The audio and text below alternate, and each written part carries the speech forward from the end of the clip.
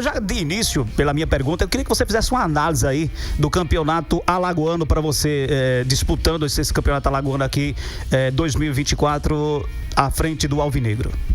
Eu vejo como positiva, né? Acho que no campeonato alagoano, nós à frente da equipe tivemos 2 derrotas e foi justamente nos 2 jogos finais, né? Contra uma grande equipe, uma equipe de Série B de Campeonato Brasileiro. No início tivemos um pouco de dificuldade para achar uma formação de equipe.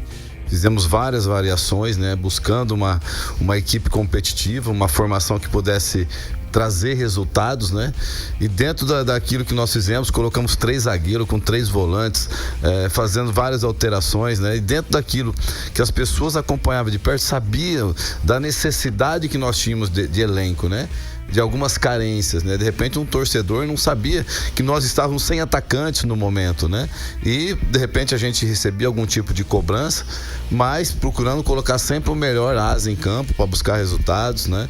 E devagarinho a equipe foi se acertando e conseguimos chegar até a final.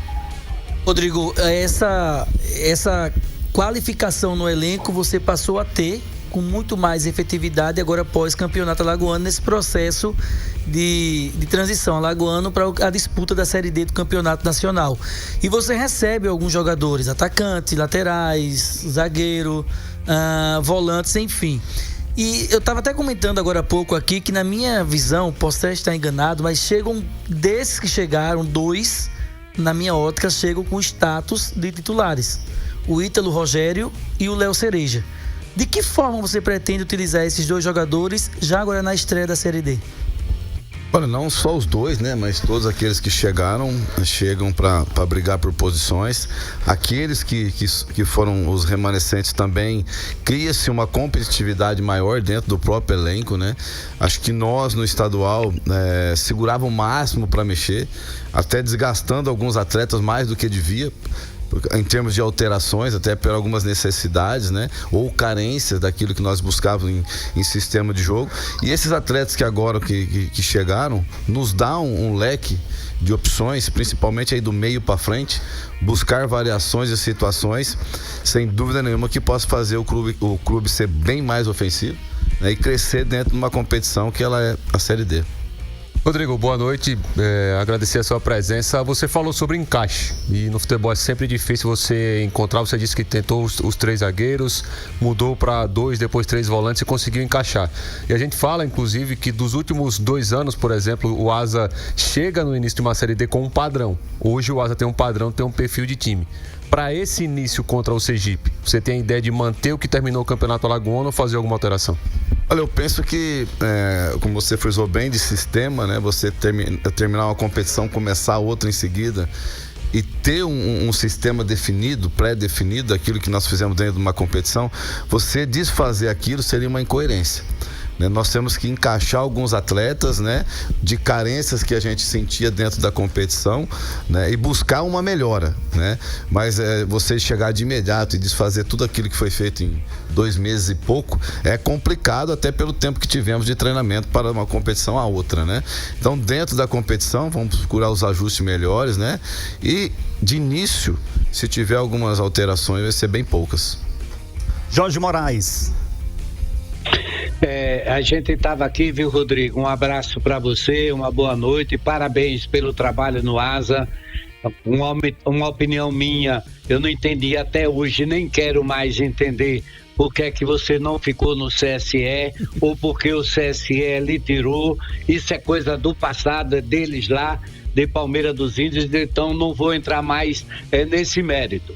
Agora, a gente chegou a conversar hoje aqui no programa, passamos de 45 a 50 minutos encontrando escalações para o Asa. A gente teve aqui escalação com 3 zagueiros, escalação com 2 zagueiros, com um homem de criação, o Léo Cereja no meio de campo. A gente encontrou várias alternativas até manter o time que vinha jogando, até para poder ser bem coerente com o que você conseguiu arrumar no final da temporada. Pelo que você está falando aí, eu acho que o time vai ser basicamente aquele que a gente viu terminando a temporada. Claro que você não teve o Gabriel no jogo final, mas você sabe na sua cabeça o que você pode mexer e o que não pode nesse momento. Até porque eu acho que seria a opção, não necessariamente ela seja para o primeiro jogo, mas sim pela possibilidade de você ter opções na mão. Primeiramente, eu agradeço as palavras, né? Vindo de uma pessoa como o senhor aí, eu fico lisonjeado. E exatamente, né? Todos hoje procuram uma escalação, né? Imagina como é que tá a minha cabeça. Se eu escutar todas essas, eu vou ficar louco, né? Então, nós temos que ser coerentes dentro daquilo que nós estamos buscando. Eu sempre falo que às vezes eu não coloco nem a equipe que eu quero colocar, sim a equipe que está merecendo, né? No dia a dia, nos trabalhos, buscando uma evolução dentro de equipe, né? Dentro daquilo que nós estamos buscando de formatação de jogo, os atletas tendo um entendimento daquilo que nós estamos querendo, tá tendo uma competitividade muito bacana dentro do nosso elenco. Isso faz o que? Os atletas crescerem, né? Olhando no retrovisor, sabe que tem um atleta ali que pode buscar o seu lugar. Isso para nós é muito bom, né? E em cima disso, nós temos que, como eu falei na pergunta passada, né?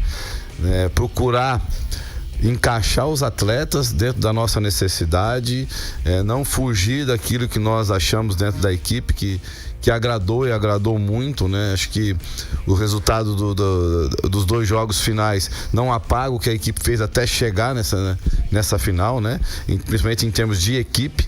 Eu tenho comigo que nós chegamos por mérito, né? Então temos que respeitar o que esses atletas que estavam aqui fizeram, mas temos que buscar algumas situações pontuais para estar mexendo sim na equipe. O Asa, Rodrigo, na temporada 2024, o torcedor ele sempre é crítico na questão do gol, do ataque principalmente, né? Porque o torcedor ele entende da seguinte forma: gol, queremos bola na rede. Como é que tá a situação hoje, principalmente do Júnior Viçosa? Lógico, tem o João Cabral, tem o Flávio, mas a situação do Júnior Viçosa, como é que tá a situação do Viçosa e do próprio Anderson Feijão? Olha, respondendo a primeira do Viçosa, é um cara que, se ele estiver bem clinicamente, fisicamente, eu creio que não vai ter um centroavante, um atacante igual ele na Série D. Então nós temos que cuidar com carinho como que vem acontecendo, né? Ele está se recuperando, está se condicionando. É um baita de um profissional, está querendo melhorar, isso nos deixa muito satisfeito. Nessa volta dele, o pessoal mais velho do clube nos passaram que em períodos de treino foi o que ele mais treinou até o momento, consecutivos, né? Então vem um trabalho do departamento médico com o preparador físico para deixar esse cara em ordem, porque eu tenho certeza, ele estando bem, ele vai dar muita alegria à torcida do Asa ainda. O Anderson Feijão também é um atleta que teve um problema físico que o atrapalhou, né? Ficou um pouco para trás dos outros atletas dentro da competição do Alagoano. Tecnicamente é um excelente jogador, né? O que a gente cobra hoje do Anderson, não só do Anderson, mas também do pessoal, competitividade. Acho que você tem que competir. Eu via isso quando eu cheguei no ASA, uma falta de competição, principalmente dos atletas. Tem que ser mais competitivo para você vencer os jogos. Você não ganha os jogos, o momento e a hora que você quer. Se você não competir, a vitória não vem. Então tentamos colocar essa situação de competitividade nos atletas. Eles tiveram esse entendimento. Você vê que hoje uma bola roubada, os atletas vibram, né? Porque estão sendo competitivos, né? Então é essa maneira que não só o Feijão, o próprio Viçosa brigando lá na frente, que é o que a gente quer. Então tendo essa melhora, sem dúvida nenhuma, esses atletas vão nos ajudar demais. Rodrigo, a gente sabe da qualidade do Júnior Viçosa. Agora eu queria que você falasse em relação ao João Cabral e o Flávio Souza. São 2-9, são 2 centroavantes. Eu vejo o Flávio com uma característica um pouco diferente do João Cabral. O Flávio é um jogador que faz mais o pivô, fica mais ali para esse diário. O João Cabral já sai um pouco mais. Enfim, na tua ótica, o que fez você optar pelo João Cabral depois daquele jogo contra o CSE e não mais pelo Flávio Souza? Olha, naquele jogo do CSE, como é de saber de todos, eu fui um responsável para montar aquela equipe. E escutando de alguns atletas, me passaram: rapaz, esse centroavante que jogou acabou com a nossa defesa. Falei: epa, então se fez isso, na próximo jogo eram os 2 de novo, a mesma defesa. Eu falei: eu vou começar com ele. Se eles sentiram essa dificuldade, eu vou estar começando com ele, né? Então o João, como você frisou muito bem, o João, ele tem a característica de arrasto, de sair da área, ele ataca as beiradas do campo, né? E o Flávio é aquele pivôzão, ele fica escorando, tendo alguém que chegue nele, né? Ele tem a necessidade de ter um meia que encosta nele, né, para justamente ele fazer o pivô e ter essa aproximação. O João, ele já é aquele atleta que briga, que ele esparrama com o zagueiro, né, um cara mais forte, ele taca na frente, ele busca o corredor. Então são perfis diferentes. Os três, cada um tem um perfil. Os três centroavantes nossos, cada um tem um perfil. E a gente tem que saber procurar usá-los da melhor maneira possível em cada necessidade. Rodrigo, na necessidade, agora falando mais do Campeonato Brasileiro da Série D, que você participou mais de uma vez, é a primeira vez contra o Asa. Para você, no Brasileiro, a gente já falou sobre vários aspectos de dificuldade que a competição entrega. Qual a parte mais complicada de um Brasileirão de Série D, na sua opinião? Eu acho que o regulamento. O regulamento ele é muito complicado, né? Você briga para classificar, depois você ter 3 mata-mata. É difícil você fazer já esses 14 jogos. Aí depois você vai para um mata-mata que você não pode errar. Né? Você não pode errar. E de repente você faz uma baita de uma campanha, você chega invicto no mata-mata. Você chega num mata-mata que você não se encontra bem. Brasiliense ano passado, né? Exatamente. O próprio Retrô, né? O Retrô foi eliminado jogando com 2 jogadores a mais contra o Maranhão. Empatou o jogo 1-1 ou 2-2 e perdeu nos pênaltis. Né? Então, a parte do regulamento em si, eu acho que é uma das partes mais complicadas. E se envolvendo, dependendo de onde você vai jogar, os gramados que você encontra pela competição são complicados. Ano passado fui jogar no Ceará contra a equipe do Pacajus, não existia gramado, né? Então é uma diversidade que você tem que estar sempre pronto para isso. Jorge Moraes. Aproveitando essa sua resposta, claro que você está respeitando todo o grupo, porque o grupo é muito equilibrado. 2 de Sergipe, 2 de Alagoas, 2 da Bahia, 2 de Pernambuco. Mas quais os seus principais adversários ou principal adversário em relação à classificação, a brigar por ela? Olha, eu acho precoce ainda nós colocarmos alguma situação de falar as equipes que vai classificar, até porque, né, teve algumas variações de trocas, chegadas e saídas, então dentro disso, pelo menos acho que é uma 3ª, 4ª rodada já nos dá um parâmetro daquilo que pode acontecer, né? Eu acho que a partir da 4ª rodada a gente já pode falar, ó, essa equipe vai estar brigando, essa aqui vai cumprir tabela, né? Então você pegar aí pelo ano passado, classificou-se os 2 primeiros, principalmente da chave que eu estava trabalhando. A 3ª e a 4ª vaga ficou em aberto, né? Então nós classificamos com 2 rodadas de antecedência, mas a 3ª e a 4ª vaga, até na última rodada, ela ficou na briga. E aqui também, né? Se eu não me engano, o Asa classificou na última rodada, né? Então é bem competitivo, principalmente essa primeira fase, né? Então você ter 14 jogos, 7 jogos em casa, 7 fora. Então você tem que brigar aí pelo menos por 50% mais um. Eu creio que você já está classificado. Agora, igual o Clevânio fala, Fonsecão, né? Você já viu Você pegou, cara. Aqui. O Fonsecão pegou. Pegou, cara. Onde as pessoas me chamam de Fonsecão, pegou. Agora, Rodrigo, o Asa, você já tem mais ou menos um esboço do Asa, né?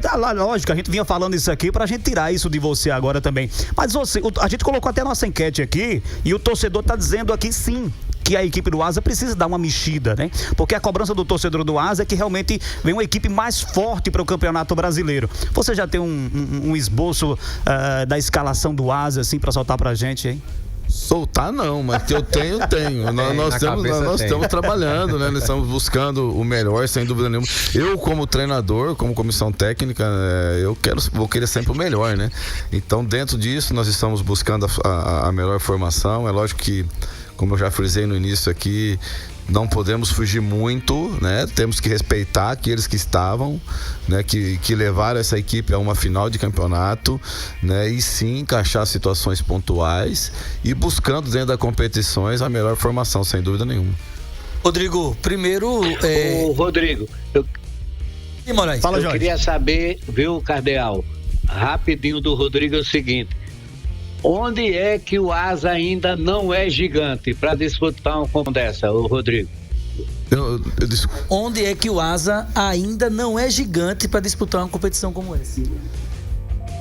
Eu já acho que o Asa é gigante em qualquer situação, eu não posso falar ao contrário, né? Então, o Asa vai buscar o seu espaço dentro dessa competição, sabendo que é uma competição muito difícil. É uma competição que exige você estar sempre bem, né? Qualquer deslize você pode ficar fora do G4, que ela é muito competitiva. Qualquer resultado de dois jogos aí sem você estar pontuando, você se complica, né? Eu, no ano passado, eu tive uma sorte muito... Dificilmente eu fiquei 2 jogos sem ganhar, né? E conseguimos uma classificação. Então, você tem que estar sempre atento o tempo todo. Jogos complicados em termos de gramado, logística, né? Na primeira fase eu não digo tanto de logística, mas de gramado pode ser pego de surpresa, né? Encarar campos ruins, né? Uma equipe qualificada, que tecnicamente enfrentar, ela tem que mudar a sua característica de jogar. Então nós temos que estar preparados para tudo, para ser gigante. Até porque a Série D ela não proporciona isso, os gramados realmente são muito difíceis, né? Mas o seu elenco hoje já está fechado? Tem mais alguma contratação aí pela frente? Fechadíssimo. Eu não digo fechado porque ainda não acabou as inscrições, né? Mas em termos de contratações daquilo que nós estamos querendo, eu como treinador estou satisfeito. Rodrigo, primeiro dizer que o Pirulito é seu fã. Eu sou fã do Rodrigo. A barba ele deixou igual. Mas assim, a barba dele é fantástica. Qual o produto você usa na barba? É só autógrafo, viu, Pirulito? Ô, Rodrigo, em relação... Obrigado, Pirulito. Eu vou ampliar mais. Acho que foi o Moraes que fez essa pergunta que você falou sobre possível classificações, que é muito precoce falar sobre isso agora. Eu vou ampliar mais essa pergunta. Em relação a nível técnico, todo clube se conhece hoje e busca informação um do outro. Como você classifica o nível técnico do grupo A4 hoje, pelo que você tem estudado as equipes? Olha, o grupo A4, sem dúvida nenhuma, eu não me recordo o outro grupo do Sul, é os 2 grupos mais difíceis e equilibrados. Eu não me recordo outro grupo. Então, em cima disso, a gente já pode achar muitas dificuldades, né? O grupo A4 com as equipes que tem, a equipe que nós vamos estar enfrentando na estreia da competição, o Sergipe, já trabalhei com 4, 5 atletas diretamente, jogadores qualificados, né? O próprio André Penalva era meu zagueiro ano passado no Nacional. O capitão hoje da equipe trabalhou comigo no Inter de Lages. O Técio trabalhou comigo no Itabaiana. Meia, né? O Grampola já trabalhou contra a minha equipe quando eu era treinador do Botafogo de Ribeirão Preto, atuando pelo Bragantino. Então tem vários jogadores que eu conheço que são qualificados, né? O Aragão, que é o volante, que é o capitão, foi meu jogador em Santa Catarina. Então tirando base por essa equipe e das outras que eu conheço, que é a Juazeirense, conheço o treinador que jogou comigo, é um grande treinador também.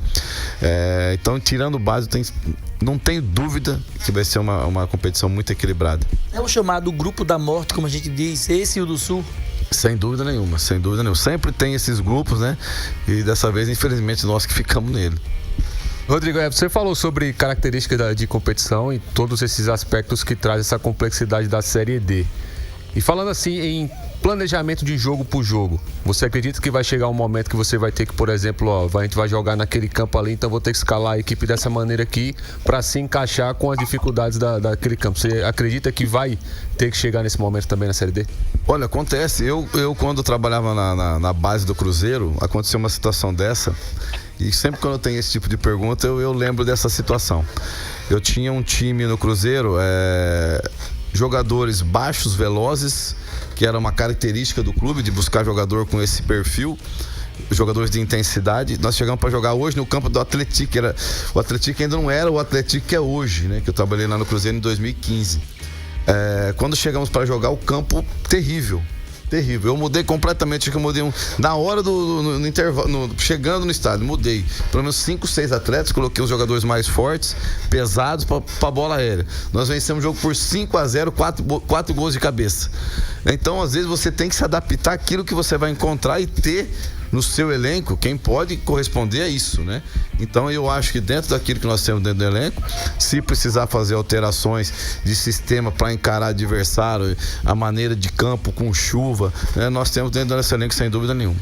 Bom, pegando essa pergunta e essas características de estreia, conhecendo jogadores não, para esse jogo contra o Sergipe, 3 zagueiros ou 2 zagueiros? 2. Eu sou meio mentiroso. Ítalo Não Rogério. acredita em mim, não. Ítalo Rogério, Rony Lobo, Jean Peter. Eu acho que qualquer um dá uma dupla excelente. Todos eles, se você pegar. E chegou o Raio, que é muito bom jogador. É bom também. Ele era capitão do Goianese esse ano, onde o Goianese chegou no mata-mata contra, se não me engano, foi Atlético Goianiense, né? Jogou no Brasiliense também, no Campinense, é um grande jogador. Acho que nós estamos muito bem servidos de zagueiros. Eu vou abrir espaço pro Alan. Rapidinho. Pode falar. Você só tem um zagueiro canhoto, né? Só o Ítalo. Só o Ítalo Rogério. E se eu fosse treinador com um zagueiro canhoto, ele já era meu titular. Já tá escalando o Ítalo. Sai na frente? Como é que tá a pegada nos treinos, professor? Olha, muito boa. Todo mundo buscando seu espaço. Eu acho que as pessoas que estão acompanhando o dia a dia estão vendo a motivação dos atletas, um ambiente muito bom, muito bom. Acho que o respeito entre os jogadores, isso nos dá uma satisfação muito boa como comissão técnica, né? Espero que isso mantenha, né? Isso sem dúvida não faz o atleta crescer. Essa competitividade é natural e tem que existir, né? Tem que existir. A partir quando nós chegamos aqui, eu cobrei isso muito. Porque às vezes no treino os atletas tiravam o pé, a bola saía um palmo, já parava. Enquanto vocês não escutavam o apito do treinador ou do meu auxiliar, que é o Lucas, quem estiver apitando não para, né? Procuramos fazer uma coisa bem mais intensa, bem mais pegada, e eles tiveram esse entendimento. Isso não parou até o momento.